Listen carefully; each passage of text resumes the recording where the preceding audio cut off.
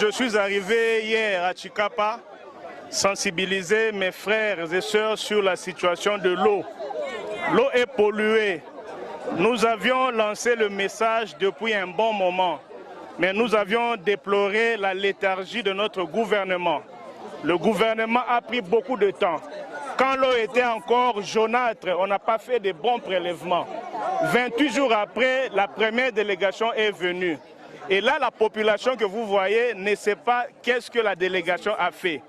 Concrètement, nous avons vu une cargaison de vivres et de médicaments. Le problème, c'est que 28 jours après, on ne sait pas évaluer les dégâts. 28 jours après, on ne sait pas qui a été réellement sinistré. Même là, pour distribuer ces produits, on ne sait pas à qui donner. Parce que nous ne savons pas qui réellement a été victime de ces pollutions. Là, on parle des statistiques qui ne sont pas disponibles.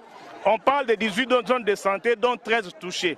À ce jour, on doit être à mesure de dire qu'il y a autant de personnes qui ont été touchées par telle maladie. Autant de femmes, autant des hommes, autant d'enfants, autant de catégories professionnelles qui ont été touchées. Là, rien n'a été fait. C'est pourquoi, dans le cadre de ma fondation, nous avons lancé l'identification.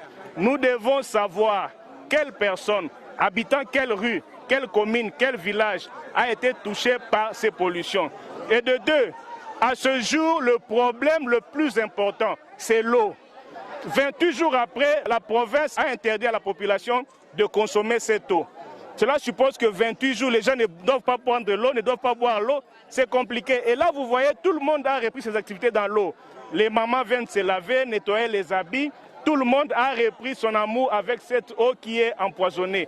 Aucune décision des autorités pour dire que l'eau est maintenant sécurisée. Par contre, la régie des eaux, le bidon d'eau se vendait à 100 francs congolais.